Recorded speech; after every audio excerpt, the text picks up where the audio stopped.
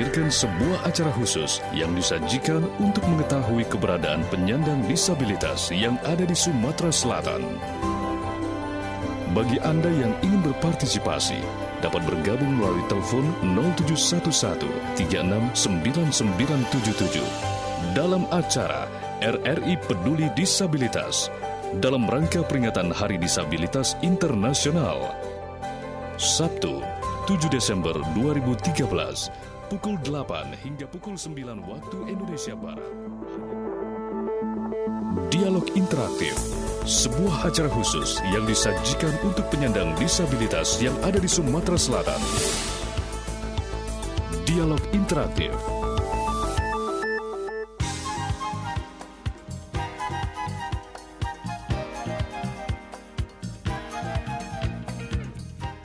Ya, Assalamualaikum warahmatullahi wabarakatuh. Selamat siang pendengar dimanapun saat ini berada. Melanjutkan rangkaian acara di 92,4 FM Pro 1 RRI Palembang. Karena informasi dan juga inspirasi, rangkaian Palembang siang ini kita mulai dengan menghadirkan tentunya dialog interaktif penyandang disabilitas untuk kesempatan hari ini ya pendengar. Hari Sabtu 5 April 2025. Dan pendengar tentunya melalui acara ini kami juga menghadirkan narasumber yang sudah hadir di studio Pro 1 RRI Palembang. Saat ini kami juga sudah bersama nih dengan Mas Hendra Wijaya SPD GR. Ini salah seorang guru PNS ya. Ini langsung saja kami sapa. Assalamualaikum Mas Hendra. Waalaikumsalam Mbak Esi. Kabarnya gimana? Alhamdulillah luar biasa. Kabar baik. Mbak Esi gimana kabarnya? Alhamdulillah baik juga tentunya. Terima kasih ya untuk waktu yang sudah diluangkan di kesempatan hari ini. Pastinya kita akan sharing-sharing ya Mas Hendra ya. Ini bersama juga dengan pendengar. Tentunya pendengar juga boleh ikutan interaktif dengan menghubungi kami melalui line telepon di 0711369977 atau juga bisa bergabung via WA di 082179279090 dan tentunya pendengar juga bisa bergabung melalui kanal YouTube Pro 1 RRI Palembang karena dialog ini juga kita hadirkan Mas Hendra di YouTube Pro 1 RRI Palembang ya. Juga tentunya bisa didengarkan via RRI Digital, via App Store dan juga Play Store tentunya. Baik, ini berbicara mengenai guru ya, ini profesi yang sangat terhormat pastinya. Alhamdulillah. Menjadi cita-cita juga buat anak kecil ya, Mas Hendra ya. Walaupun dengan kondisi yang ada gitu ya, dengan kebutuhan khusus yang ada pada Mas Hendra, tentunya bukan menjadi penghalang bahwa setiap orang bisa memberi arti ya. Oke, Mas Hendra sendiri nih. Awal mulanya bercita-cita menjadi guru kah? Memang dari awal atau memang ini karena ikutan tes gitu ya dan lulus? Ini seperti apa ceritanya Mas Hendra? Oke, baik. Terima kasih Mbak Esi. Mungkin saya izin memperkenalkan diri dulu mungkin untuk semua pendengar Pro 1 ya Mbak Esi. Nama saya Hendra Wijaya. Saya seorang penyandang disabilitas netra. Dan saat ini benar seperti yang dikatakan oleh Mbak Esi tadi, saya adalah seorang guru, alhamdulillah guru yang sudah berstatus PNS atau ASN. Dan tadi kalau ditanya sejak kapan cita-cita kami menjadi guru, mungkin kita agak flashback jauh ya Mbak Esi, mungkin flashbacknya sekitar 20 tahunan lebih yang lalu kurang lebih, karena ini berawal dari bagaimana waktu kecil kami kesulitan untuk yang namanya mengakses pendidikan Mbak Esi. Jadi pada waktu itu, pada saat itu mungkin akses pendidikan untuk anak-anak berkebutuhan khusus seperti kami mungkin tidak semudah saat ini. Jadi kami dulu memang karena keterbatasan informasi juga, jadi belum mengetahui yang namanya ada sekolah luar biasa untuk anak-anak berkebutuhan khusus. Taunya dulu hanya ada sekolah yang sifatnya formal, yang tentu waktu itu belum bisa menerima anak dengan kebutuhan khusus seperti kami. Dan pada akhirnya ketika kami mendapatkan akses pendidikan itu, ya walaupun sudah agak terlambat, walaupun tidak terlambat dibanding anak-anak lainnya yang sebaya sama kami waktu itu. Nah, ketika kami dapat pendidikan itu, ketika kami bisa akhirnya belajar, bisa juga menceritakan kepada orang tua kami tentang bagaimana sekolah, dan waktu itu dalam hati kami, one day aku harus balik ke sekolah ini untuk juga jadi guru, dan gak akan membiarkan ada orang-orang seperti aku lagi yang susah dalam mengakses pendidikan. Mungkin seperti itu, Mbak. Baik, ini cita-cita yang mulia pastinya, Mas amin. Hendra ya, di mana guru disabilitas tentu juga berperan membangun generasi cerdas. Nah, ini kalau berbicara juga mengenai pengalaman mendapatkan pendidikannya terlebih dahulu ya, Mas Hendra ini kan bersekolah atau besar-besarnya di Palembang gitu ya, tapi benar, ini lahir di Palembang, menjadi guru di Solok tadi ya, Mas Hendra di ya. Sumatera Barat untuk guru PNS-nya, Mbak. Oke, boleh diceritakan seperti apa nih Mas pengalamannya menjalani pendidikan hingga menjadi guru tersebut? Oke, jadi kami memang lahir besar di Palembang, jadi mulai pendidikan pertama itu mulai dari SD sampai SMA itu di Palembang. SD, SMP kami itu di sekolah luar biasa, Mbak. Dan SMA alhamdulillah kami dapat kesempatan bisa gabung sama teman-teman lain yang non disabilitas. Kami bersekolah di SMA Negeri 14. Kemudian setelah kami menamatkan SMA, alhamdulillah kami berhasil masuk ke perguruan tinggi negeri. Nah, di perguruan tinggi negeri itu kami mulai berpindah dari Palembang. Nah, waktu itu kebetulan kami ketika kuliah itu diterima di jurusan pendidikan luar biasa Universitas Negeri Padang sampai kami menamatkan pendidikan S1 kami, Mbak. Dan kemudian terakhir mungkin ada yang bingung, Mbak ya, dengan ada gelar GR di belakang gelar SPD. Jadi ini memang gelar profesi guru. Dan untuk gelar profesi kami menamatkannya di Universitas Negeri Makassar, Mbak. Iya. Baik, ini Mas Hendra kan ini bersekolah tadi sekolahnya sekolah umum ya, Mas Hendra ya. SMA sampai kuliah. Iya. Umum, ya, siap. Ini tantangannya apa nih Mas Hendra? Mungkin ada tantangan dan juga pastinya dukungan ya yang diterima Mas Hendra. Ya, tantangan pasti ada, Mbak ya. Apalagi memang waktu itu pendidikan inklusif itu belum semasif dan seadaptif sekarang. Jadi mungkin pada waktu itu ketika ada anak-anak berkebutuhan khusus itu yang bersekolah di luar itu, Mbak, mungkin lebih diterima aja dulu, tapi mereka belum diakomodasi dari bagaimana sekolah itu melayani kebutuhan khusus mereka. Nah, tantangannya itu jadi bagaimana kondisi kami yang berkebutuhan khusus dalam hal ini tunanetra itu harus menyesuaikan diri, beradaptasi dengan cara dan gaya belajar teman-teman kami yang tidak berkebutuhan khusus. Nah, meskipun itu tidak ideal, Mbak ya. Jadi kalau boleh kami ilustrasikan ya, mestinya pendidikan itu menyesuaikan peserta didik. Ya, mau dia disabilitas maupun yang non disabilitas, menyesuaikan kebutuhan si setiap peserta didiknya. Cuman pada waktu itu mungkin kami juga paham, mungkin karena keterbatasan sumber daya manusia yang ada, kami bisa ada di situ, duduk sama rendah, berdiri sama tinggi dengan teman-teman yang non disabilitas lainnya pun kami sudah sangat bersyukur sekali. Dan alhamdulillah tantangan-tantangan itu mulai dari bagaimana susahnya pada awal persekolahan beradaptasi ya, mungkin banyaknya ketidakmengertian guru-guru yang mungkin tidak punya background pendidikan khusus, Mbak ya.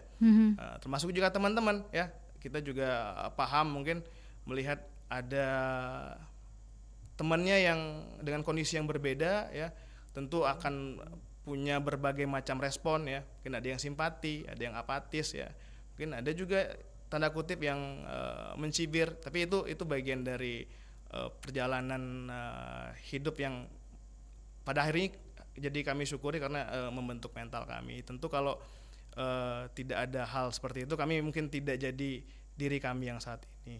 Adapun dukungan seperti yang Mbak Esi bilang tadi, tentu sangat besar. Yang paling utama dan pertama sekali itu dukungan dari orang tua dan keluarga dalam hal ini, karena buat kami itu support system yang paling pertama, selain guru-guru kami sebelumnya yang di SLB yang selalu menyemangati kami, selalu memotivasi kami agar kami bisa melangkah lebih jauh lagi, tidak hanya terjebak di zona nyaman, berani untuk memulai sesuatu yang baru dengan tantangan yang baru juga. Seperti itu, Mbak.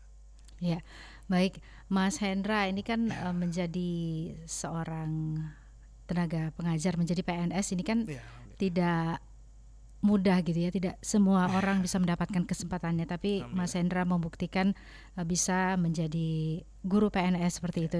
Mungkin boleh cerita di saat mengikuti seleksi menjadi PNS, bagaimana ini ceritanya waktu itu Mas Hendra bersaing juga dengan yang lain gitu ya, dan hasilnya dan akhirnya Mas Hendra berhasil nih masuk ya. Iya, baik, terima kasih Mbak. Jadi setelah kami menyelesaikan pendidikan S1 kami, jadi kami balik lagi nih Mbak ke Palembang waktu itu untuk mengabdi, untuk ngajar, balik ke sekolah pertama kami dulu bersekolah, yaitu di sekolah luar biasa. Nah, waktu itu setelah mungkin sekitar 6 sampai 7 bulan ketika kami dalam proses mengabdi tersebut, itu kami dapat kabar, dapat info kalau ada tes untuk pembukaan calon pegawai negeri sipil. Nah, dan waktu itu juga alhamdulillah pemerintah itu juga sudah mulai membuka kesempatan yang seluas-luasnya untuk penyandang disabilitas juga untuk bisa ikutan tes dan turut bergabung untuk jadi seorang PNS. Nah, jadi untuk proses tesnya sendiri Mbak itu sama seperti teman-teman yang lain Mbak. Jadi waktu itu kita ada 2 tes, namanya tes SKD dan SKB. SKD itu seleksi kemampuan dasar dan SKB seleksi kemampuan bidang. Dan sistem tesnya itu sistem CAT Mbak, Computer Assistant Test. Cuman yang membedakan kalau teman-teman lain yang non disabilitas itu mereka mengerjakan sendiri ya dengan komputer yang tersedia, tapi kami mengerjakan juga tetap sendiri tapi dibacakan oleh panitia dari Badan Kepegawaian Negara. Dan soalnya sama ya Mbak, tingkat kesulitannya juga sama ya, dan ya alhamdulillah mungkin karena doa dan dukungan semua pihak, guru, orang tua, keluarga, alhamdulillah kami bisa melalui itu semua. Pilihannya kenapa ke Solok itu, Mas Hendra? Oh iya, jadi memang kebetulan waktu itu formasi yang tersedia untuk jurusan saya pendidikan luar biasa, untuk formasi guru sekolah luar biasa itu di Palembang nggak ada Mbak, khususnya di Provinsi Sumatera Selatan nggak ada kan. Jadi saya harus realistis karena kesempatan nggak datang 2 kali kan Mbak. Jadi waktu itu yang terdekat kebetulan ada di Sumatera Barat, dan memang Sumatera Barat itu kami juga kuliahnya di situ dulu juga, dan ada juga saudara di situ. Ya udah kami ambil kesempatan untuk tes di sana dan alhamdulillah lulus Mbak. Udah berapa lama nih Mas Hendra mengajarnya? Alhamdulillah ini masuk tahun ke-7 Mbak. Tahun ke-7 ya. Ya, alhamdulillah. Ya, dan ini pas ya momennya liburan Lebaran di Palembang, dan balik lagi ke Solo ya. Kapan nih Mas rencananya? Rencananya nanti tanggal 8 Mbak. Soalnya tanggal 9 anak-anak udah balik sekolah lagi. Kembali mengajar lagi ya.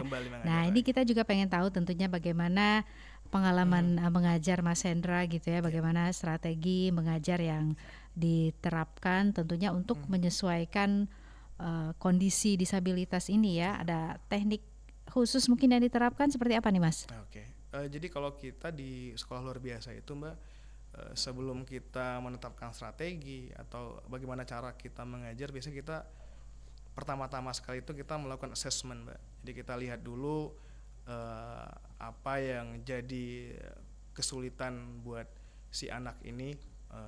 Katakanlah kalau kita ambil contoh, misalnya dia belum bisa membaca.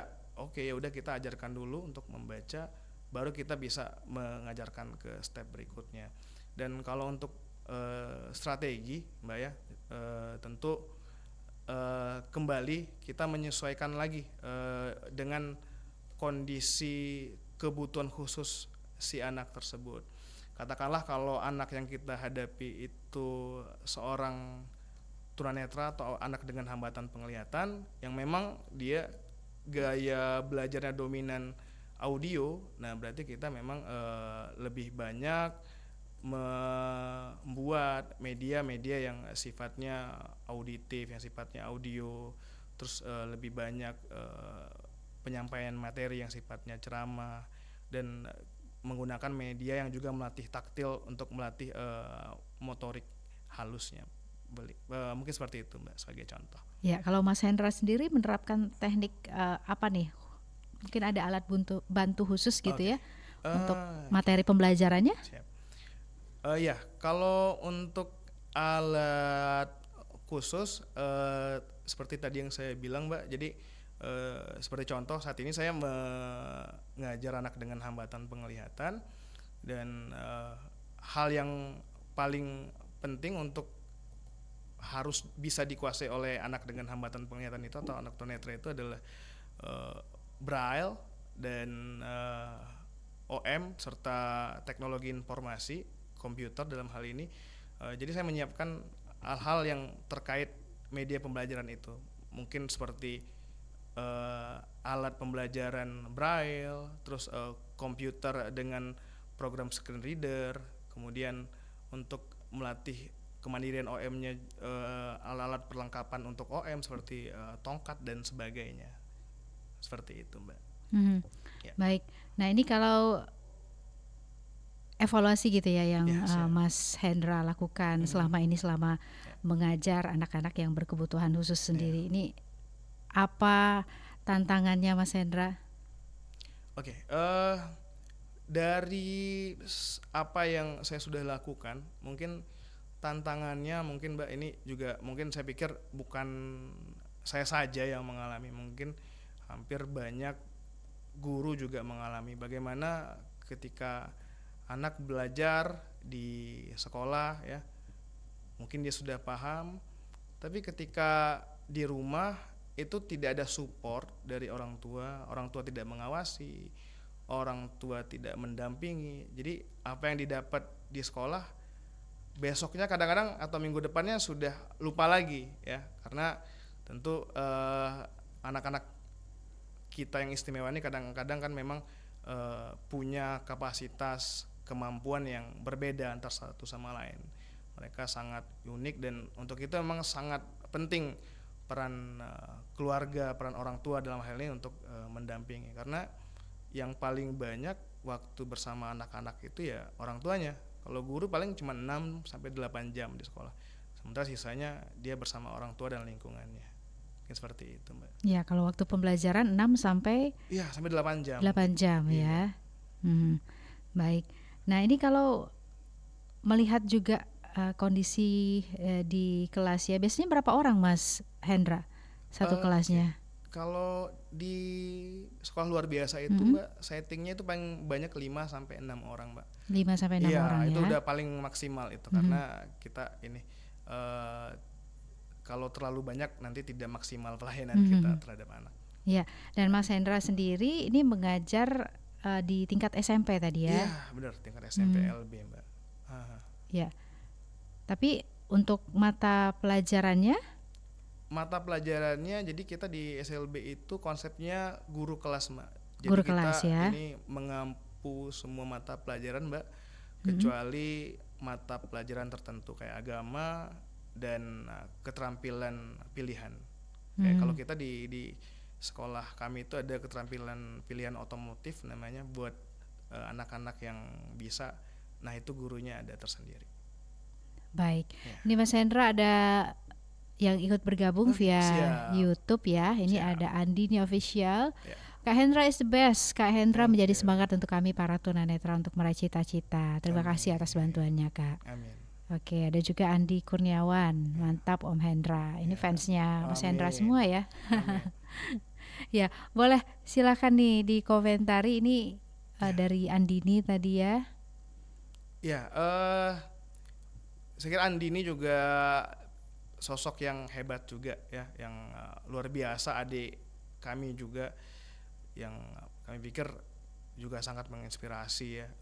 Beliau punya suara yang bagus ya, tidak cuman bisa bernyanyi tapi luar biasa tilawatil Qur'annya ya, sampai membanggakan daerah Sumatera Selatan ya. Mungkin mbaknya juga sudah tahu juga, mungkin kalau nggak salah pernah di sini juga, dan kami pikir Andin salah satu contoh, dan mudah-mudahan banyak Andini yang lain gitu. Baik. Jadi inspirasi. Iya, sama-sama menginspirasi ya Andini dan juga Mas Hendra nih. Amin. Baik, kalau kita berbicara juga pastinya mengenai respon ya, Mas Hendra ya. Ya. Respon itu entah dari orang tua, rekan ataupun juga siswa sendiri bahkan ya terhadap keberadaan guru disabilitas ini di sekolah. Seperti apa mungkin Mas Hendra sendiri pernah mendengar gitu seperti itu? Apa pengalamannya Mas Hendra? Okay. Yang tentunya nanti bisa dijadikan inspirasi juga ya buat yang lainnya. Ya, jadi respon mungkin pertama kali ketika kami berjumpa mungkin untuk ketemu sama pengajar yang non disabilitas, biasanya mereka agak kaget atau heran kalau emang belum pernah ketemu Mbak ya. Mungkin mereka tanda kutip mungkin sedikit ragu, wah ini dia bisa apa enggak. Tapi seiring berjalannya waktu ya, kami ya alhamdulillah pelan-pelan bisa membuktikan.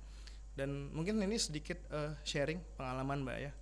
Jadi kami waktu di sekolah itu mungkin sekitar 2 tahun yang lalu, jadi pemerintah itu Mbak ada mengadakan program guru penggerak namanya Mbak.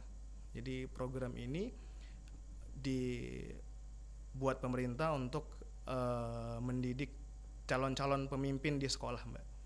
Nah waktu itu ketika kami dengan kondisi yang disabilitas ingin mengikuti program tersebut ya, karena program itu juga cukup ketat seleksinya Mbak ya, maksudnya dari sekian puluh ribu yang ikut ya paling cuman beberapa ribu aja yang bisa diterima, dan kami mendapatkan tanda kutip keraguan dari teman-teman yang lain, maksudnya dengan wah untuk kondisi yang melihat saja atau yang tidak disabilitas saja berat untuk bisa ikut program ini, susah untuk, jangankan untuk ikut program, untuk lulus aja susah, apalagi kamu. Tapi saya nggak tahu Mbak ya, semakin diragukan itu semakin tertantang, semakin jadi challenge buat diri saya sendiri. Makin bersemangat Iya, gitu ya Mas jadi ya. saya pikir toh gratis ini ikutnya kan karena program pemerintah. Ya udah alhamdulillah saya ikut, dan ikut beberapa rangkaian tes, dan itu saya ikut tesnya itu bukan jalur afirmasi. Itu saya tesnya bareng-bareng sama teman-teman yang non disabilitas saingannya, dan ya alhamdulillah saya lulus, dan ya akhirnya saya berhasil menyelesaikan program tersebut Mbak. Oke. Baik, yang penting semangat gitu ya Mas ya. Itu Mbak kuncinya. Apapun tantangannya ya.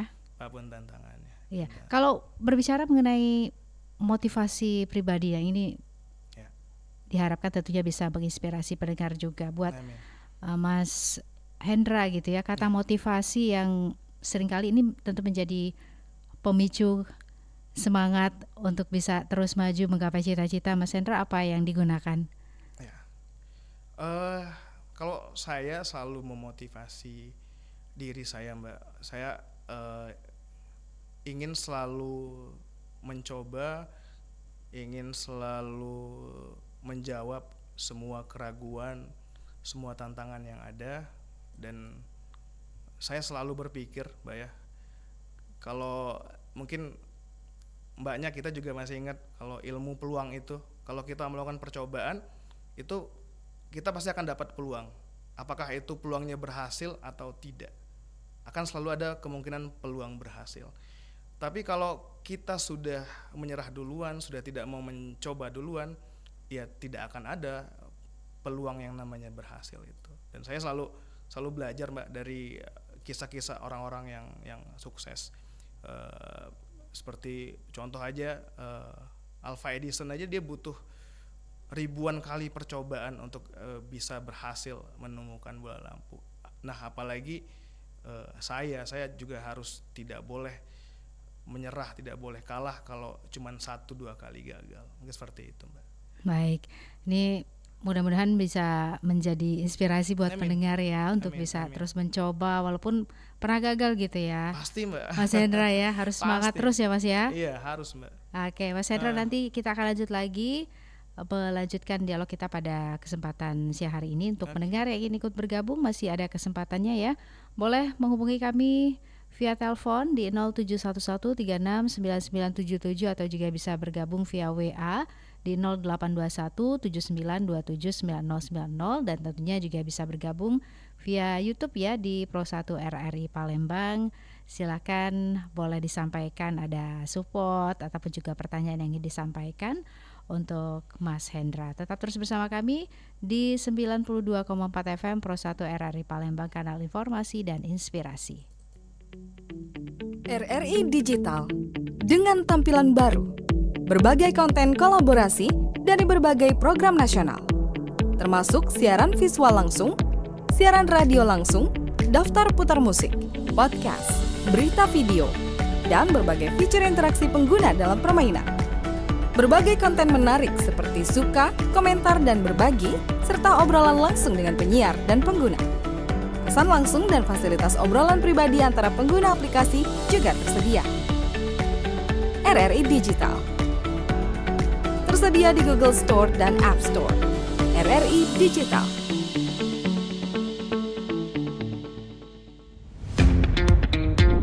Selamat datang di era digital baru. RRI News kini hadir di genggaman Anda dengan aplikasi mobile terbaru. Temukan berita online terkini, cepat, dan terpercaya langsung dari perangkat Anda dengan fitur pembaruan berita real time dari aplikasi mobile RRI News. Anda tak akan pernah ketinggalan informasi. Nikmati kemudahan akses berita nasional dan internasional, berita terpopuler, dan video berita terbaru kapan saja dan di mana saja. Dilengkapi dengan teknologi terkini, aplikasi mobile RRI News memberikan pengalaman membaca yang lebih baik. Dapatkan notifikasi berita penting langsung di layar ponsel Anda. Jelajahi kategori berita yang Anda minati, mulai dari politik, ekonomi, budaya, hingga olahraga. Anda juga bisa berbagi berita penting kepada teman dan keluarga melalui media sosial dan aplikasi pesan, menjaga Anda tetap terhubung dengan dunia di sekitar Anda. Memiliki jaringan lebih dari 80 microsite tersebar dari Sabang sampai Merauke, serta memiliki tren pembaca yang semakin meningkat. RRI News menghadirkan liputan berita terlengkap dan terkini dari seluruh Indonesia. Unduh sekarang di Google Play dan App Store aplikasi mobile RRI News, membawa dunia ke dalam genggaman Anda. Aplikasi mobile RRI News, berita terkini dan terpercaya dalam genggaman Anda. Kanal informasi dan inspirasi 92,4 FM Pro 1 RRI Palembang.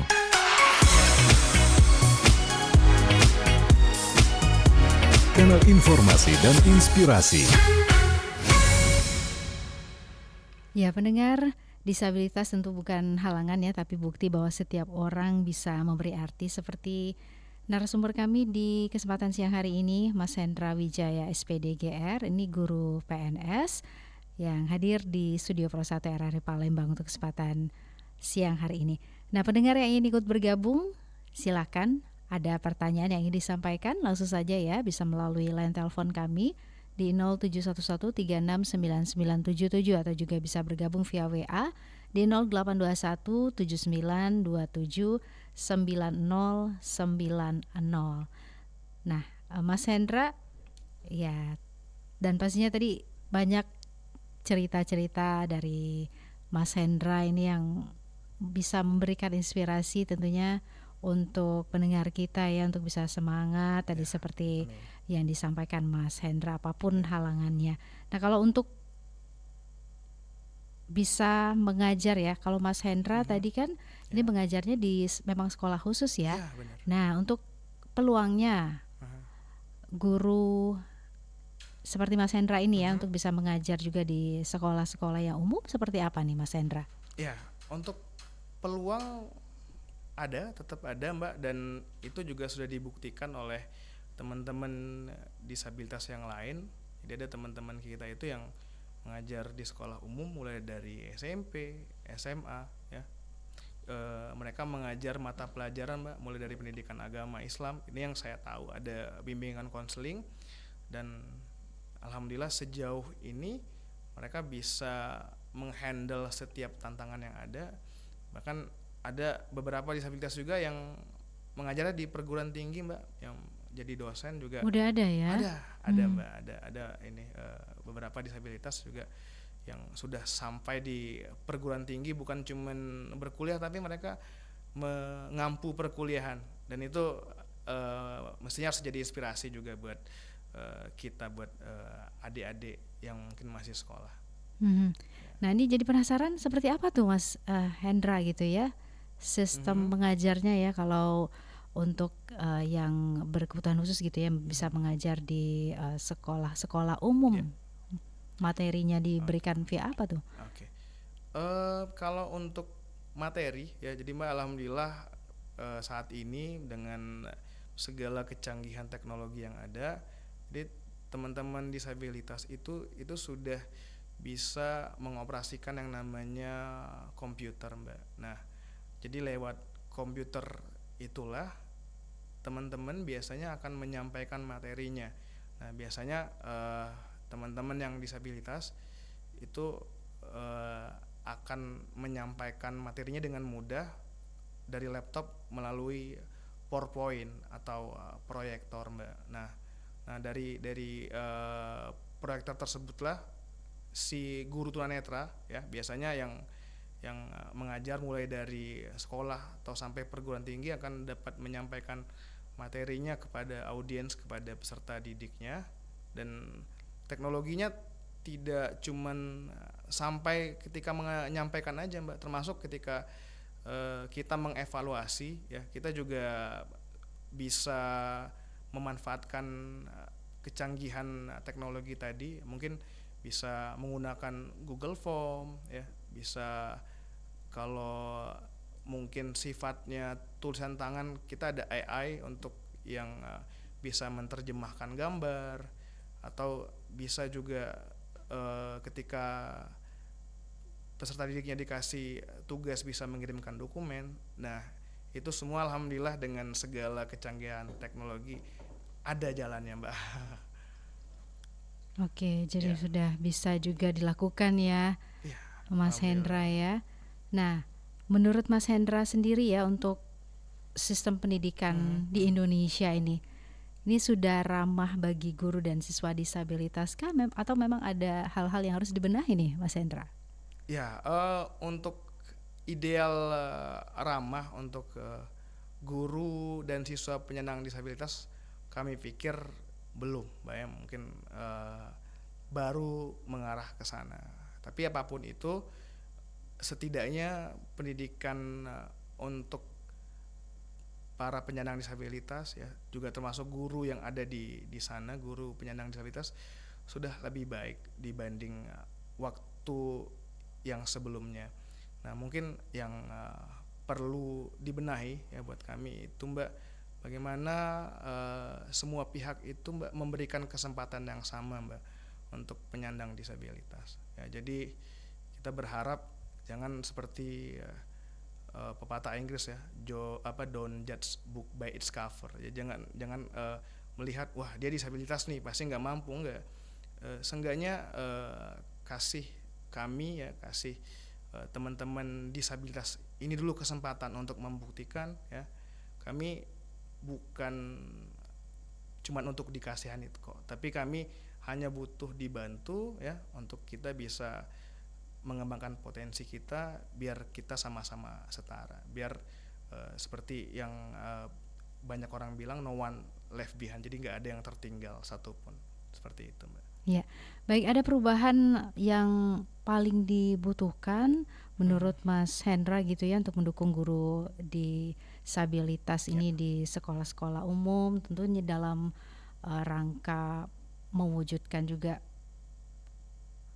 guru disabilitas yang bisa membangun generasi cerdas ya, Mas Hendra, seperti apa nih? Oke, perubahan yang kami pikir penting Mbak ya, mungkin mulai dari perubahan bagaimana akses lingkungan Mbak ya, mungkin bukan cuma di sekolah luar biasa, di sekolah umum juga, karena banyak juga teman-teman yang disabilitas juga yang mengajar di sekolah umum ya. Sekolah umum itu apalagi sangat berat tantangan karena tidak banyak Mbak sekolah umum itu yang ruangannya, yang lokasinya itu ramah terhadap disabilitas ya. Itu baru kalau kita bicara masalah aksesibilitas lingkungan ya, belum lagi aksesibilitas dalam mengajar, bagaimana semua kebutuhan untuk mengajar itu bisa difasilitasi ya, bisa diberikan dengan maksimal oleh dalam hal ini pemerintah ya. Kemudian tentu balik lagi seperti yang saya sudah katakan Mbak, bagaimana akses untuk mendapatkan kesempatan yang sama Mbak ya, karena kita sebagai guru tentu kita juga dalam hal ini dalam guru ASN kita ada yang namanya untuk jenjang karir Mbak ya. Tentu kita juga ingin punya dapat kesempatan yang sama untuk membuktikan kalau kita juga bisa. Nah, itu yang mungkin masih belum maksimal diberikan oleh banyak pihak sejauh ini. Ada mungkin inisiatif pribadi atau komunitas ya untuk memperjuangkan hak guru disabilitas yang mungkin udah disuarakan dari teman-teman, Mas Hendra?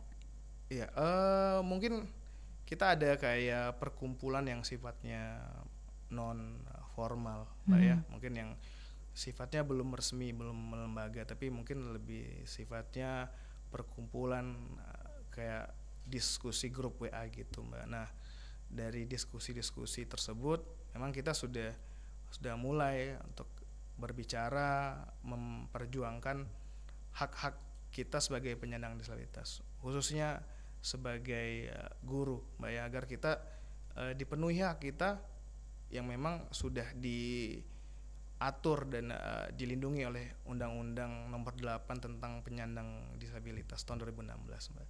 Nah, mungkin saat ini baru sebatas itu Mbak untuk gerakan yang sudah kita lakukan khusus untuk guru ya Mbak. Iya. Nah, ini kita berandai-andai ya, Mas Hendra, jika ada kesempatan bertemu Menteri Pendidikan, ini permintaan apa yang kira-kira akan disampaikan nih?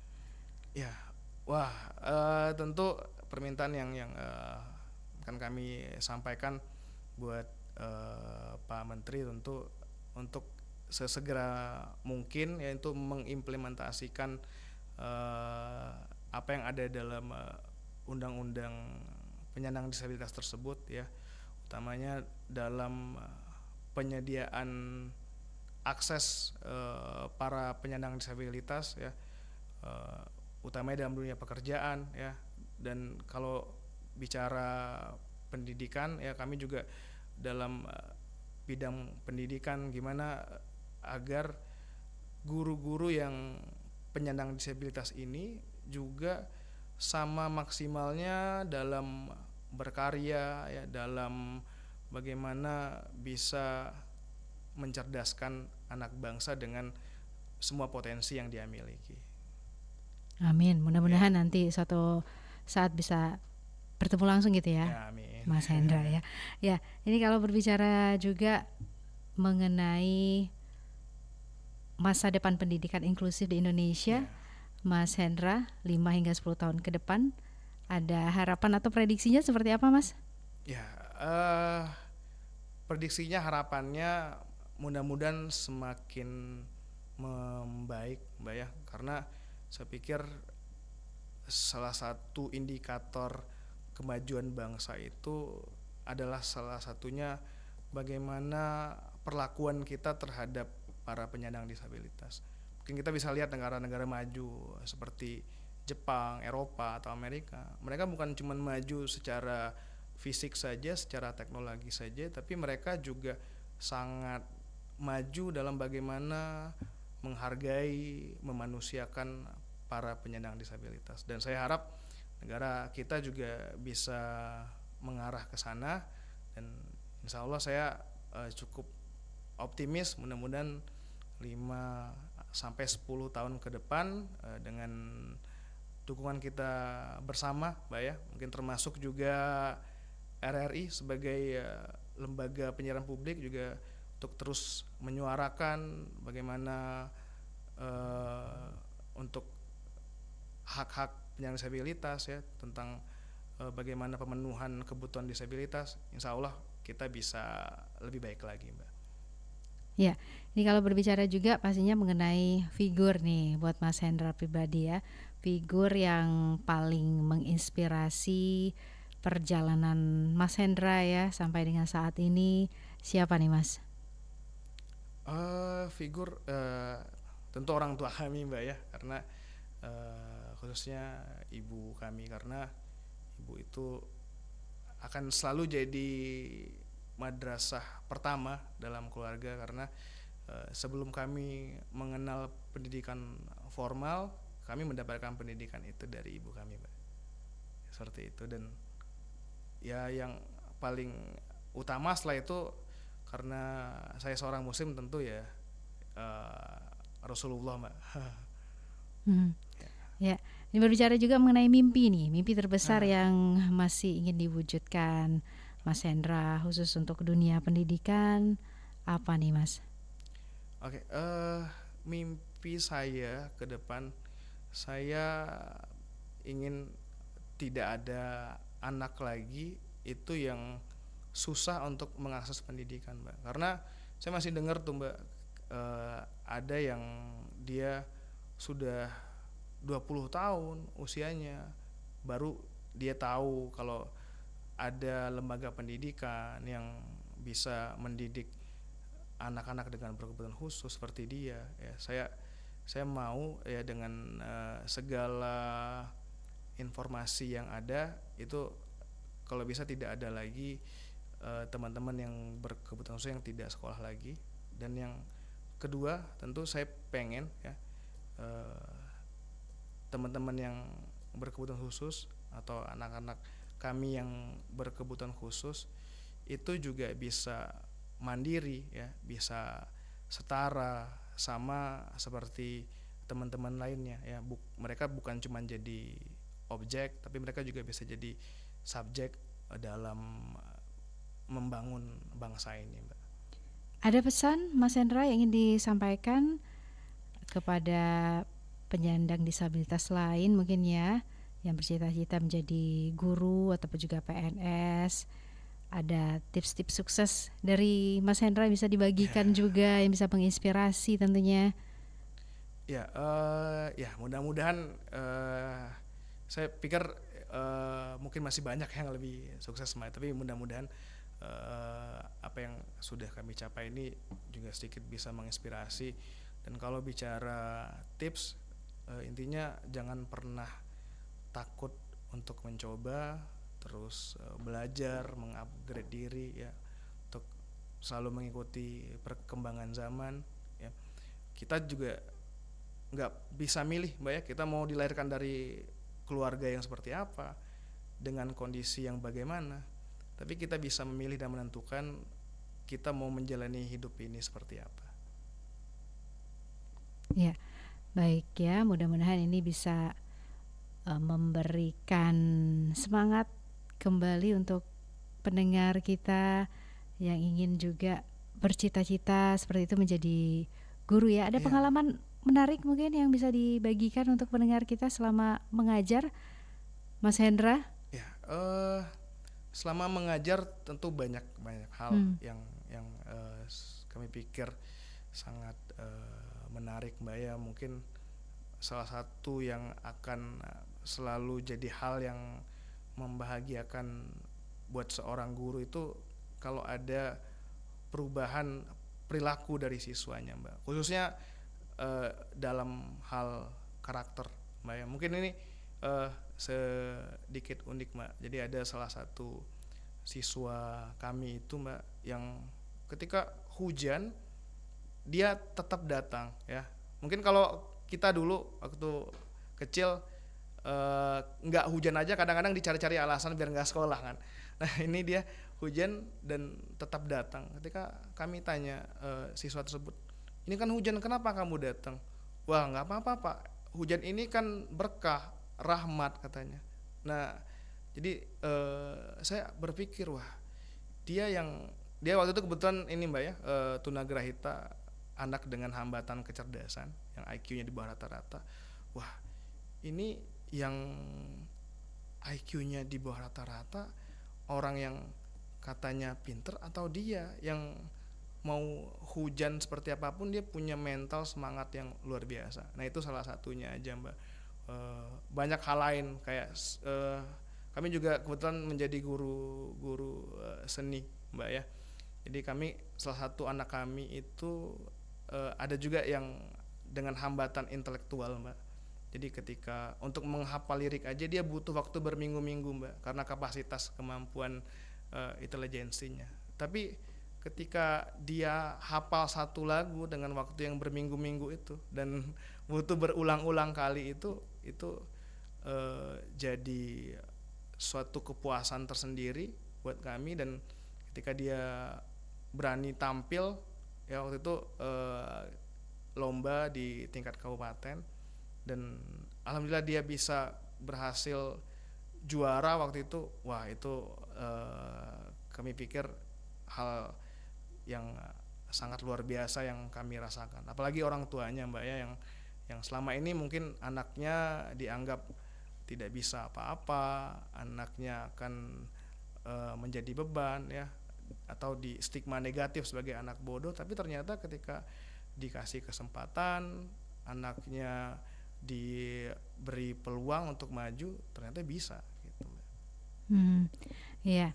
Nah ini kita sudah di penghujung waktu, Mas Hendra. Ini ngobrol bareng Mas Hendra nggak berasa gitu ya, banyak hal-hal menarik yang bisa kita dapatkan tentunya.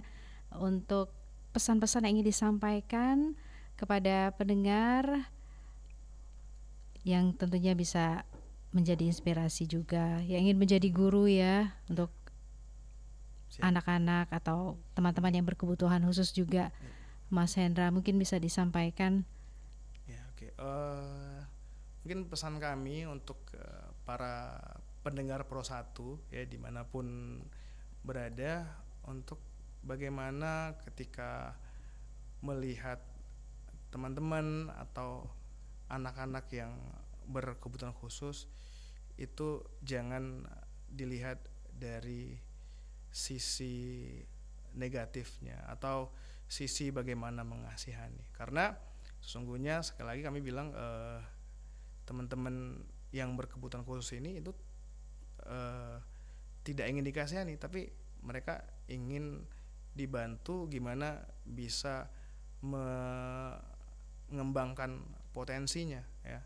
Dan kalau memang ada, Mbak ya, yang memang tertarik jadi guru dengan anak-anak berkebutuhan khusus, wah itu kami pikir luar biasa sekali. Dan saya pikir anak-anak berkebutuhan khusus itu memang membutuhkan orang-orang seperti Anda yang memang punya panggilan jiwa, yang punya ketulusan untuk bagaimana bisa membantu mereka untuk bisa jadi pribadi yang mandiri. Ya, Mas Hendra terima kasih Ya, pasti sudah sama-sama. berbagi informasinya bersama kita di kesempatan hari ini ya, dalam acara yang kami hadirkan Dialog Interaktif di kesempatan hari ini, hari Sabtu 5 April 2025. Terima kasih, salam hangat buat teman-teman di sekolahnya ya. Ya, Namanya siap. apa Mas Hendra? Nama sekolahnya? Nama sekolahnya SLB Negeri 1. SLB Negeri 1 Solok ya. Iya. Oke. Baik, terima kasih sekali lagi. Assalamualaikum Mas Hendra. Ya, waalaikumsalam Mbak Esi. Baik, pendengar, demikian dialog kita pada pagi hari ini. Tadi sudah berbincang bersama dengan Mas Hendra Wijaya, SPD GR, ini guru PNS, mengenai guru disabilitas bangun generasi cerdas. Tentunya pendengar, disabilitas bukan halangan ya, tetapi bukti bahwa setiap orang bisa memberi arti. Hingga di sini Esi menemani pendengar tentunya di dialog kesempatan hari ini di hari Sabtu 5 April 2025. Terima kasih. Nanti kami juga akan menghadirkan tentunya dinamika olahraga dari Pro 3 Radio Republik Indonesia. Tetap terus bersama kami.